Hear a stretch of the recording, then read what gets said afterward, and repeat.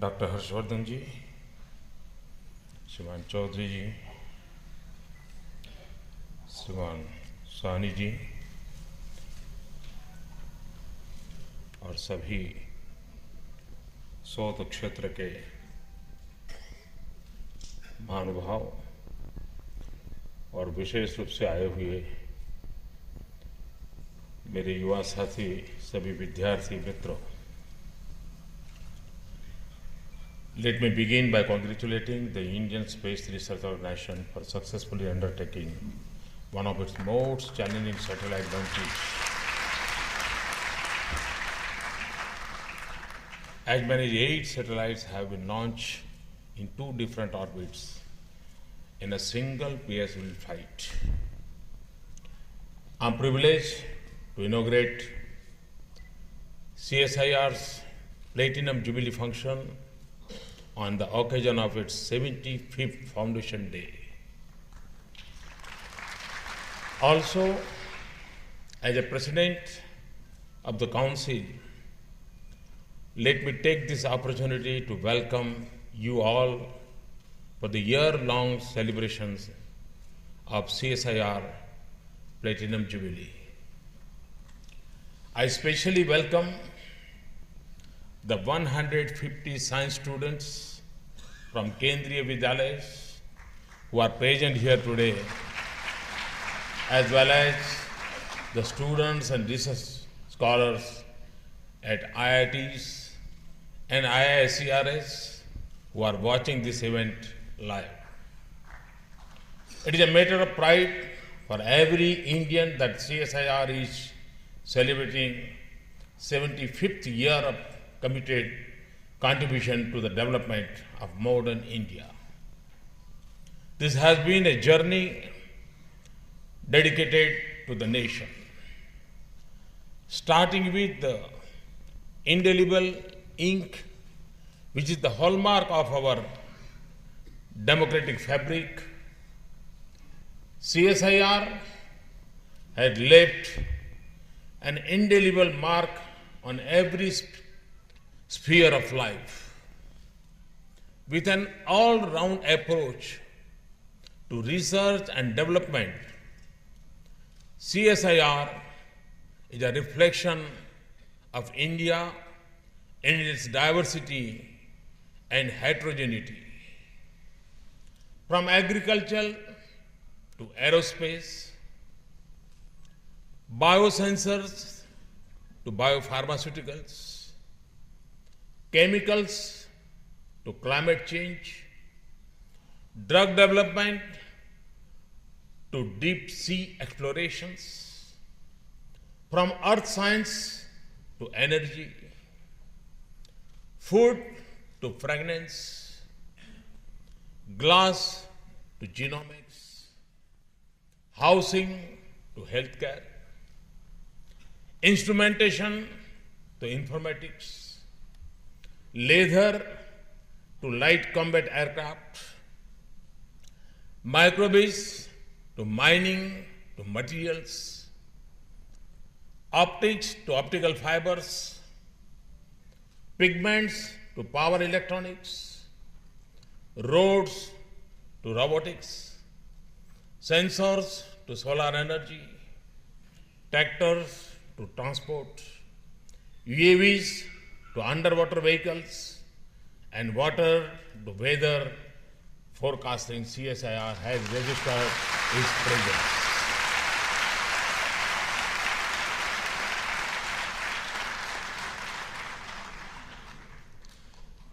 Swaraj, the first tractor of the country, baby milk powder, the first supercomputer of the country, these are just some of the accomplishments of CSIR.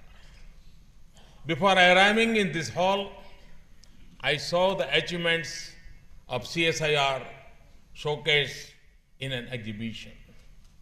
I would like to see this exhibition taken to other parts of the country so that people can know and appreciate CSIR's achievements. Our efforts should be to prepare CSIR for modern technologies and emerging challenges. In my view, CSIR needs to create an ease of doing technology business. The platform to bring in the right stakeholders so that the technologies reach the intended beneficiaries.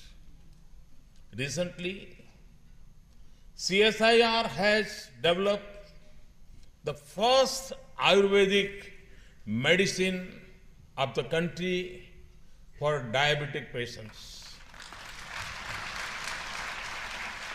All of you are aware about the potential of this medicine. Now our goal should be to make people aware of the benefits of this medicine so that they can make best use of the same. इतिहास गवाह है कि आधुनिक युग में कोई भी देश तब तक विकसित नहीं हुआ जब तक उसे विज्ञान और तकनीक का साथ नहीं मिला। इस वक्त देश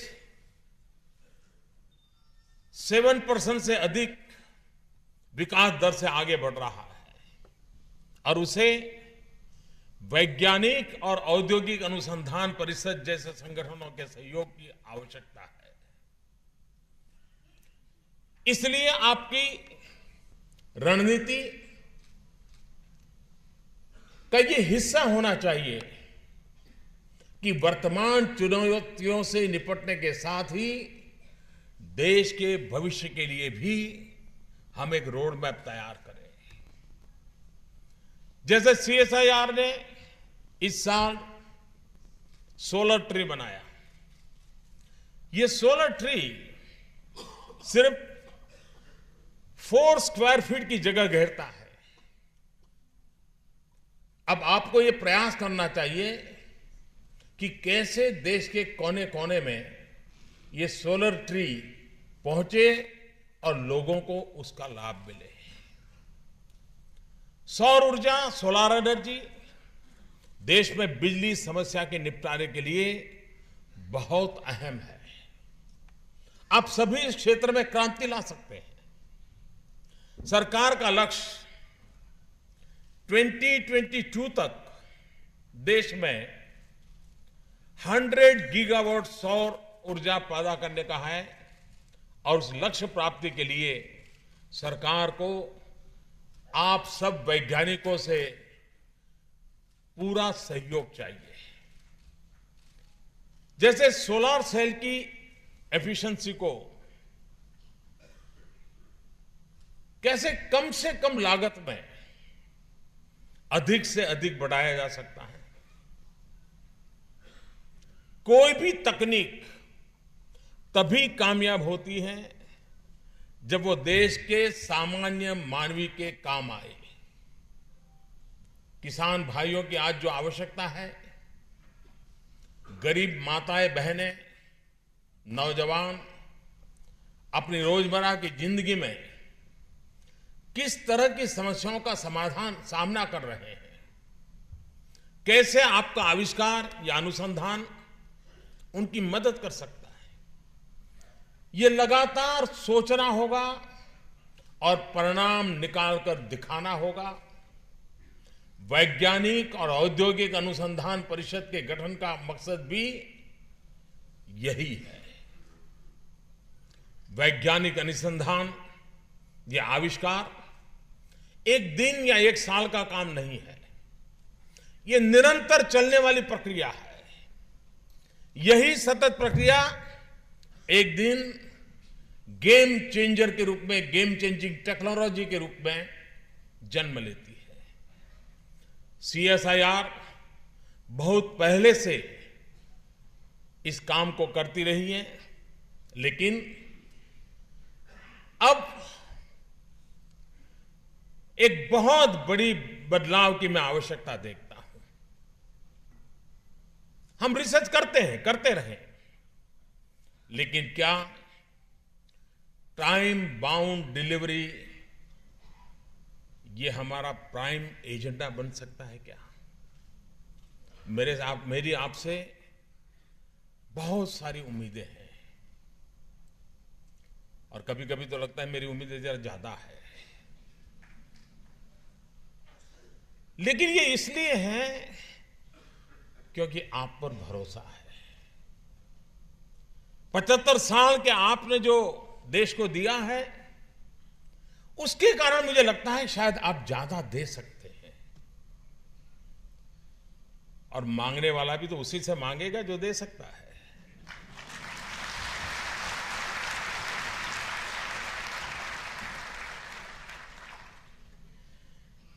और इसलिए जब हम 75 साल मना रहे हैं, तब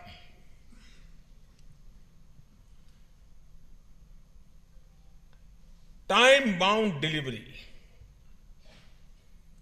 इस एक वन लाइन एजेंडा, इसको हम कैसे आगे ला सकते हैं?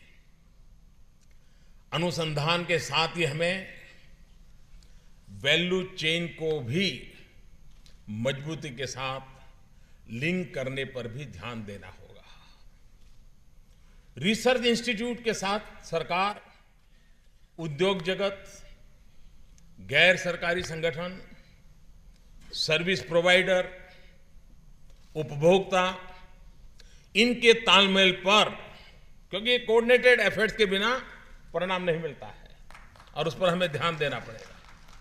कभी कभी ऐसा भी देखा गया है कि हम आविष्कार तो कर लेते हैं, लेकिन आम लोगों को उसका लाभ नहीं होता है, या तो कभी आम लोगों तक उसकी जानकारी नहीं पहुंचती, या आम आदमी की आवश्यकताओं के अनुसार उसका मॉडिफिकेशन नहीं होता है।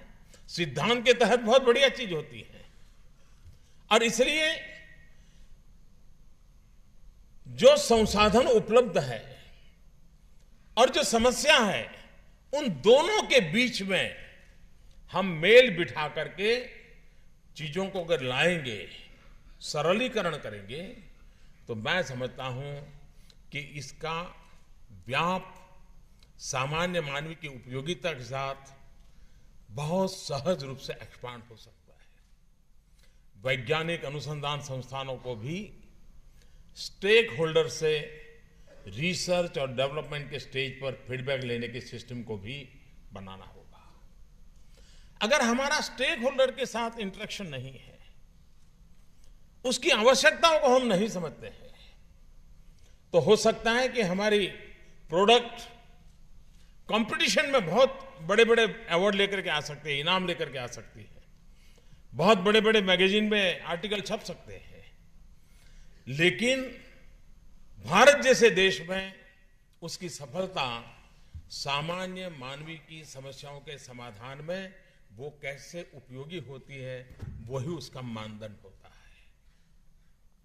सीएसआई को अपनी प्रयोगशालाओं के द्वारा ऊर्जा से भरे देश के नौजवानों के लिए और ज्यादा द्वार खोलने के प्रयास करना चाहिए।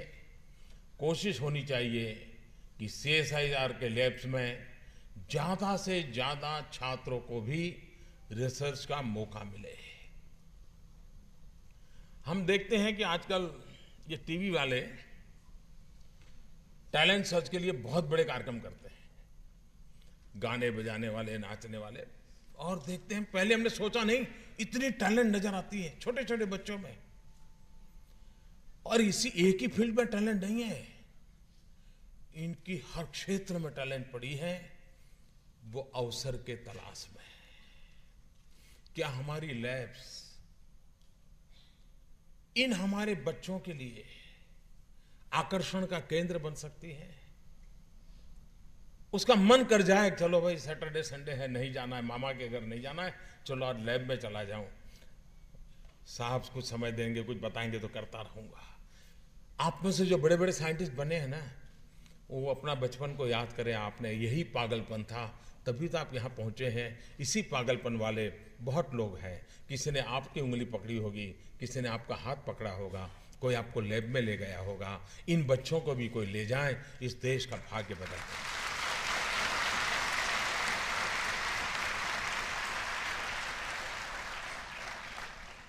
सीएसआईआर को अपने संसाधनों की मदद से देश में नए एंटरप्रेन्योर्स बनाने में भी सशक्त भूमिका निभानी होगी। हम startup India, stand up India movement चला रहे हैं। जो नौजवान कुछ करना चाहते हैं और आपने कुछ खोज करके रखा है, उस सिद्धांत से उसका परिचय करवा दिया जाए तो प्रोडक्ट का साहस वो कर सकता है। क्या हमारा सीएसआईआर का मूवमेंट और भारत सरकार का स्टार्टअप इंडिया का मूवमेंट, जिसके कारण युवा पीढ़ी जो नया कर गुजरना चाहती है और हमारे पास एक प्रकार की शोध है, उसके पास एक समस्या है, आपकी शोध, समस्या और उसकी प्रोडक्ट जील, ये तीनों मिलकर के एक नई चीज दुनिया को दे सकती है, एक नया क्षेत्र खुल सकता है क्या? और ये सब संभव है। और इस संभावनाओं को हम कैसे तराशें, उस पर अगर हम काम करें तो मैं समझता हूं कि ये हम काफी कुछ कर सकते हैं।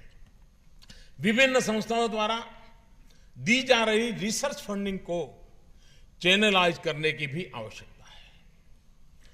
क्या एक ऐसा वेब पोर्टल नहीं बनाया जा सकता जिस पर फंडिंग, रिसर्च और उसके नतीजों का पूरा पूरा ब्यौरा हो सकता है कि जो आपकी रिसर्च की सीक्रेट हो वो मैं ओपन करने के लिए नहीं कह रहा हूं, वो आपकी अमानत है, लेकिन आप चीजें तो रख सकते हैं। वरना क्या होता है, एक लैब में जो काम हो रहा है उसी प्रकार का काम दूसरी लैब में भी 10 लोग कर रहे हैं। हमारी एनर्जी वेस्ट हो रही है, हमारा फंडिंग वेस्ट हो रहा है।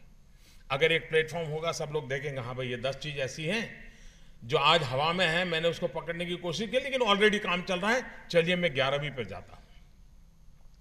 ये हम एक पोर्टल बना करके, और मैं समझता हूं कि अच्छा इससे ये भी होगा कि हम लोगों को क्वेश्चन भी रख सकते हैं, समस्या आगे रख सकते हैं, वो नए सिरे से सोचते हैं हाँ मैंने भी इतना सोचा है, मैं आगे कर सकता हूं। भारत सरकार ने 2022, जबकि देश की आजादी के 75 साल हो रहे हैं, और देश की आजादी के 75 साल, जैसे आपके सीएसआईआर के 75 साल एक आपके मन में उमंग है, उत्साह है, देश की आजादी के 75 साल ये भी एक उमंग, उत्साह और नए कुछ कर गुजरने के कारण बनना चाहिए। अभी हमारे पास कुछ वर्ष बीच में है। हम 2022 में देश के किसानों की इनकम डबल करने का लक्ष्य लेकर के चल रहे हैं। इस लक्ष्य को पूरा करने के लिए आपको फसलों की नई वैरायटी तैयार करनी होगी। इसके विशेष तौर पर दालों की ऐसी वैरायटी डेवलप करें तो रेनफेड एरियाज में पैदा की जा सके और उनकी पैदावार भी ज्यादा हो। ये काफी हद तक शरीर में प्रोटीन की कमी से होने वाली कुपोषण की समस्या को दूर करने में मदद करेगा। अगर हम 2022 एग्रीकल्चर सेक्टर में इनकम डबल करने का सपना और खास करके हमारे देश के गरीब मानवी की प्रोटीन की रिक्वायरमेंट और प्रोटीन की प्राप्ति का आधार पल्सीज हैं, तो उसमें हम कैसे इंटरवेंशन करें, प्रति हेक्टर यील्ड कैसे बढ़े, जो हमारे पल्सीज हो उसमें प्रोटीन कंटेंट कैसे बढ़े, और ये आज के वैज्ञानिक युग में, जेनेटिक साइंस के युग में इंटरवेंशन से हमारा साइंटिस्ट कर सकता है। और हमारा किसान भी, अभी मैं देश के दूर सुदूर इलाकों के किसानों से बातचीत करके आया, आपने यहां पर देखा होगा, कुछ न कुछ नया करने का एक इरादा है उनके मन में। क्या हमारे वैज्ञानिक इसको गति दे सकते हैं, दिशा दे सकते हैं और तय समय में परिणाम दे सकते हैं। वैज्ञानिकों को सब्जियों की नई किस्में भी विकसित करनी चाहिए। हमारा उद्देश्य न सिर्फ उत्पादन और खपत के गैप को कम करने का होना चाहिए, बल्कि दूसरे देशों में निर्यात करने का भी होना चाहिए। मैं निर्यात की बात इसलिए कर रहा हूं कि मैं पिछले दिनों गल्फ कंट्रीज में गया। वे एक समस्या से जूझ रहे हैं। उनका कहना है कि हमारे यहां तो 1 इंच भी पानी वर्षा नहीं होती है, हमें खाने के लिए हर चीज बाहर से लानी पड़ती है, फल फूल सब्जी अनाज सब कुछ।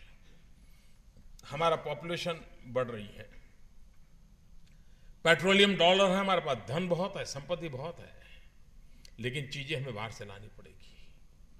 क्या हम गल्फ कंट्रीज की रिक्वायरमेंट को ध्यान में रखते हुए यहाँ से उस प्रकार की रिक्वायरमेंट को हम एक्सपोर्ट करें। हमारे एग्रीकल्चर एरिया में फोकस टारगेटेड ऐसी चीज़ें डेवलप करने की दिशा में सोच सकते हैं ताकि एक एश्योर्ड मार्केट आने वाले 50-100 साल तक हम प्राप्त कर सकते हैं। क्वालिटी भी हो, क्वांटिटी भी हो, दुनिया के कंपटीशन में वो अफोर्डेबल हो। मुझे विश्वास है कि हमारे वैज्ञानिक इस लक्ष्य को पार कर सकते हैं। तो भारत के किसान की इकोनॉमी को तो फायदा होगा ही होगा, लेकिन हमारे पड़ोस में गल्फ कंट्रीज की रिक्वायरमेंट को भी बहुत नियरेस्ट हम है, उसको सबसे कम खर्चे में चीजें पहुंचने की संभावना वाला कोई देश है तो हिंदुस्तान है। ऐसा अवसर हम क्यों जाने दें? और इसलिए एग्रीकल्चर सेक्टर में कई चीजों पर हम सोच सकते हैं। सीएसआईआर ने हेल्थ सेक्टर के लिए काफी कुछ अच्छा किया है, लेकिन हमारे देश में लोगों को आज भी टीबी, मलेरिया, चिकनगुनिया, डेंगू ऐसी बीमारियों का सामना करना पड़ रहा है।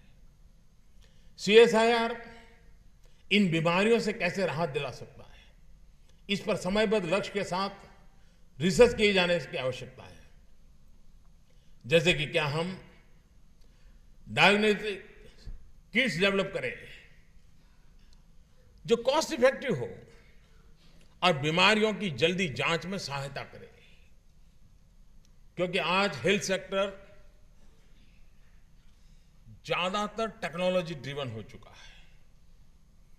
डॉक्टर ज्यादा जांच नहीं करता, ज्यादा मशीन जांच करता है। आपके भीतर क्या कमी है, क्या तकलीफ है, वो मशीन तय करता है। डॉक्टर वो एक सॉफ्टवेयर की तरह फिर उसमें से निकालता है कि ये है तो ये देना, ये है तो ये देना, अब ये देना, वो बाद में देना। ये स्थिति आ गई है। जब टेक्नोलॉजी ड्रिवन पूरा मेडिकल साइंस हो गया है, तो मैं समझता हूं कि आपके लिए बहुत बड़ी अपॉर्चुनिटी है। सिर्फ दवाइयां नहीं, ये किट की जो मेरी कल्पना है वो हम जितनी जादू पर गांव के अंदर भी एक आशा वर्कर के पास किट होगी, वो तय कर सकती हैं कि इन्हीं कठिनाइयां हैं और इसके लिए, और वो टेक्नोलॉजिकली इतना वेल कनेक्टेड हो कि हम एपिडेमिक को भी तुरंत जांच सकते हैं, संभावनाओं को तुरंत देख सकते हैं। और ये आज के युग में सब कुछ संभव है। मैं आशा करता हूं कि हम एक मास स्केल पर इन चीजों को एड्रेस करने की दिशा में अनुसंधान के नए क्षेत्रों की ओर जा सकते हैं क्या, और हमारे नौजवानों को हम चुनौती दें, अवसर दें, वे कुछ करके दिखाएंगे, ये मेरा विश्वास है। और हम ये भी जानते हैं गरीब को बीमारी का कारण सबसे बड़ा कोई है तो गंदगी है। अब मैं ये आपको तो नहीं कहता हूं कि आप गंदगी साफ करने जाइए, लेकिन टेक्नोलॉजी के द्वारा हम डिस्पोजल के संबंध में नए अनुसंधान करके एफोर्डेबल टेक्नोलॉजी डेवलप कर सकते हैं क्या?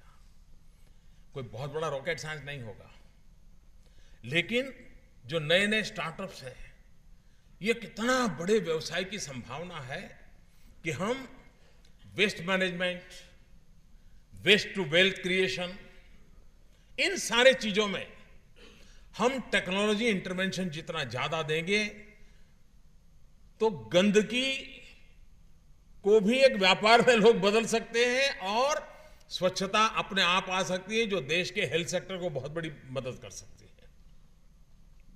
इवन न्यूट्रिशन के इश्यूज को भी गंदगी से मुक्ति से हम एड्रेस कर सकते हैं। अगर गंदगी से मुक्ति होती है तो हम पेयजल में शुद्धता को भी बल दे सकते हैं, और पेयजल की शुद्धता, ड्रिंकिंग वाटर में अगर शुद्धता है तो कई बीमारियों से मुक्ति का मार्ग बन जाती है। ये सारी चीजें ऐसी हैं कि जो सिर्फ मेडिकल साइंस तक लिमिटेड नहीं है, वैज्ञानिक जगत के इंटरवेंशन की आवश्यकता है। ऐसा नहीं है कि दुनिया में टेक्नोलॉजी नहीं है, भारत को एफोर्डेबल टेक्नोलॉजी के लिए आपका इंटरवेंशन चाहिए। हमारे उपलब्ध संसाधनों के आधार पर टेक्नोलॉजी डेवलप हो, यह हमारी आवश्यकता है। और उन आवश्यकताओं की पूर्ति के लिए कभी कभार क्या होता है कि हमारे मन में एक विचार आया, हम खोज करते रहते हैं, उसका उपयोग 50 साल 100 साल के बाद होगा। हमारे सामने जो समस्याएं हैं, उन समस्याओं को ध्यान में रख करके हम विज्ञान को ले जाएं, मैं समझता हूं इस देश, भारत जैसे देश के लिए वो पहली आवश्यकता है। और अगर इस आवश्यकताओं में सफलता मिलेगी, वो सफलता अपने आप में आपको ग्लोबल लेवल की आवश्यकता या नए युग की आवश्यकताओं के अनुसार रिसर्च करने की ताकत दे सकती है। CSIR ने वाटर सिक्योरिटी पर भी काफी कार्य किया है, लेकिन अपने वाटर रिसोर्सेज को इकोनॉमिकली, एफिशिएंटली और इफेक्टिवली प्रयोग करने की दिशा में प्रयास और तेज किए जाने की आवश्यकता है। हम जानते हैं पानी का संकट की चर्चा बहुत होती है। हर कोई लिखता है युद्ध की संभावनाएं पानी से सटी हुई है। अब वो जिसको लिखना है लिखते रहेंगे, लेकिन जो लैब में बैठा है उसको तो समाधान खोजना होता है कि हम कैसे इस पानी के संचय को, पानी के सिंचन की ओर हम ध्यान दें। अब आज हम कोशिश कर रहे हैं, कृषि क्षेत्र में हमारा प्रयास है पर ड्रॉप मोर क्रॉप। और हम तो मैं ये भी कहता हूं, भारत जैसे देश में जहां जमीन का महत्व बढ़ता चला गया है और इसलिए पानी और जमीन दोनों को ध्यान में रखते हुए पर ड्रॉप मोर क्रॉप होए, साथ साथ an inch of land and a bunch of crop. ये inch of land and bunch of crop, ये जब तक हम मिशन लेकर के नहीं चलेंगे तो हम पानी के उपयोग का भी महत्व नहीं समझेंगे, जमीन के उपयोग का भी महत्व नहीं समझेंगे। नदी जल प्रदूषण बहुत बड़ी समस्या के रूप में हमारे सामने है। गंगा की सफाई का काम कई वर्षों से चल रहा है, कई सरकारें आकर के गई। हमने वैज्ञानिक तरीके ही ढूंढने होंगे, जन सामान्य को प्रशिक्षित करना और वैज्ञानिक मार्ग खोजने, यही चीजें हैं जो हमारे समस्याओं का समाधान दे सकती है। आम नागरिक की एक आवश्यकता, अब हम देखें आज के युग में हिंदुस्तान में जितनी जनसंख्या है उससे ज्यादा मोबाइल फोन है, लेकिन बैटरी की आयु ये उसके लिए टेंशन का विषय है। उसको बैटरी रिचार्ज कराने के लिए बेचारे गांव के आदमी को दूसरे गांव जाना पड़ता है और बैटरी चार्ज होने के लिए वहां खड़ा रहना पड़ता है, जरा बैटरी चार्ज करता हूं। स्मार्टफोन की बैटरी को लेकर एक परेशानी महसूस हो रही है, और जो ज्यादा उपयोग करते हैं वो तो बैटरी बैंक साथ लेकर के घूमते रहते हैं। क्या हमारे वैज्ञानिक इसका सॉल्यूशन नहीं दे सकते क्या? और कितना बड़ा मार्केट है, आप कल्पना कीजिए। और मैं नहीं मानता हूं कि जो विज्ञान छोटे लेवल पर अप्लाई हुआ है वो बड़ी ताकत के रूप में कोई एलराज न हो, ऐसा नहीं हो सकता। मैं साइंटिस्ट नहीं हूं, लेकिन इतना तो मैं समझ सकता हूं आप कर सकते हैं। अगर आप इन चीजों को प्रायोरिटी दें तो उसका कॉमर्शियल वैल्यू भी बहुत है, रिक्वायरमेंट बन चुकी है। आज आप देखिए स्पोर्ट्स, खेल जगत जिस प्रकार से उसने रूप लिया है, वो सिर्फ खेल के मैदान का विषय नहीं रहा। अभी मैं वहां पर आपके प्रदर्शनी में कुछ चीजें रखी थी, मैंने देखा, तो उन्होंने मुझे बताया कि लेदर की चीजें ऐसे ऐसे हम बनाते हैं।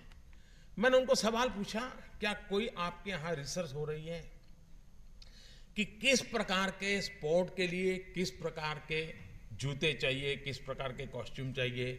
इस पर कोई रिसर्च हुआ है क्या जो उसके फिजिकल फिटनेस में प्लस करता हो, कंफर्ट में प्लस करता हो? अब ये अपने बाप में बहुत बड़ा रिसर्च हो रहा है दुनिया में।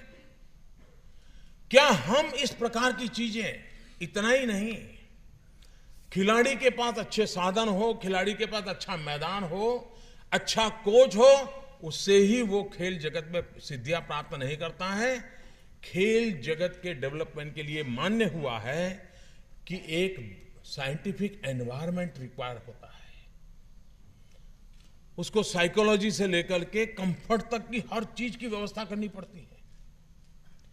क्या भारत का वैज्ञानिक जगत, हमारे जो स्पोर्ट्स फील्ड के लोग हैं, उनके लिए उन प्रकार और एक बहुत बड़े व्यावसायिक क्षेत्र की संभावनाएं मैं देख रहा हूं स्पोर्ट्स में। हम उसके लिए कोई रिसर्च की चीजें, एक वैज्ञानिक एनवायरनमेंट क्या हो। अब स्पेस साइंस में आप देखते हैं, जितना स्पेस में जाने वाले लोगों की चिंता होती है, उतनी स्पेस के लोगों के लिए साइंटिफिक एनवायरनमेंट में उनकी ट्रेनिंग होती है, तब जाकर के उनको भेजा जाता है। स्पोर्ट्स की दुनिया भी इसी प्रकार की है। क्या हम उस एनवायरनमेंट के पैरामीटर तय कर सकते हैं, उसके लिए उस प्रकार की व्यवस्थाएं विकसित कर सकते हैं? कहने का हमारा तात्पर्य यह है कि हम विज्ञान के क्षेत्र को इतना सामान्य मानवीय से जोड़े, क्योंकि 21वीं सदी एक टेक्नोलॉजी ड्रिवन सदी है। अगर पूरी शताब्दी टेक्नोलॉजी ड्रिवन होगी तो हम इस प्रकार के नए अनुसंधान को 21वीं सदी की आवश्यकता और भारत जैसे देश की आवश्यकता के साथ जोड़ सकते हैं क्या? हमारी पारंपरिक समझ और ज्ञान को अगर हम मॉडर्न सिस्टम में जोड़ सके तो भी कई समस्याओं का हल निकल सकता है। योग हो, आयुर्वेद हो, आज पूरी दुनिया में उसकी चर्चा है, लेकिन उसका वैज्ञानिक रूप नहीं पहुंच पा रहा है। क्या हम उस दिशा में काम कर सकते हैं? और आज इस अवसर पर वैज्ञानिकों को नेशनल अवार्ड देकर भी सम्मानित किया जा रहा है। जिन वैज्ञानिकों को ये सम्मान प्राप्त हो रहा है, उनको मैं बहुत बहुत बधाई देता हूं। जिन्हें 2012-15 का शांति स्वरूप भटनागर पुरस्कार है, 2012-14 का CSIR diamond jubilee technology award है, ग्रामीण विकास में साइंस एंड टेक्नोलॉजी इनोवेशंस के लिए CSI का अवार्ड है, 2016 का CSIR टेक्नोलॉजी अवार्ड है, 2016 का GN रामचंद्रन गोल्ड मेडल है, 2016 का CSIR यंग साइंटिस्ट अवार्ड दिया जा रहा है। ये सम्मान, ये अवार्ड न सिर्फ वैज्ञानिकों के लिए हैं, बल्कि उनके परिवार, उनके मित्रों, विशेष करके उनके शिक्षकों को भी लिए भी हैं। ऐसे शिक्षक जिन्होंने बचपन से ही उन्हें विज्ञान और अनुसंधान आविष्कार के लिए प्रेरित किया। देश को आज आप सभी पर गर्व है। मुझे उम्मीद है इस सफर पर आप एक नए उमंग और हौसले के साथ और मजबूती के साथ आगे बढ़ेंगे। ये अवार्ड आपके अलावा दूसरों को भी देश के विकास के लिए आवश्यक नए अनुसंधान, नए आविष्कार की प्रेरणा देगा। स्कूल, कॉलेज और यूनिवर्सिटियों में पढ़ने वाले नौजवान आज आपको रोल मॉडल की तरह देखते हैं। इस अवसर पर मैं आप सभी से अपेक्षा करता हूं कि आप नौजवान पीढ़ी का मार्गदर्शन करने की अपनी जिम्मेदारी भी बखूबी निभाएं।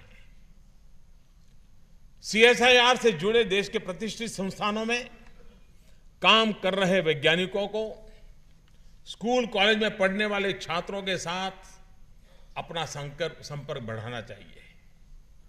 क्या यह संभव है कि महीने में कम से कम एक बार हर वैज्ञानिक कोई न कोई कॉलेज या यूनिवर्सिटी में लेक्चर देने के लिए जाए, उनसे विचार विमर्श करें, नई पीढ़ी से चर्चा करें?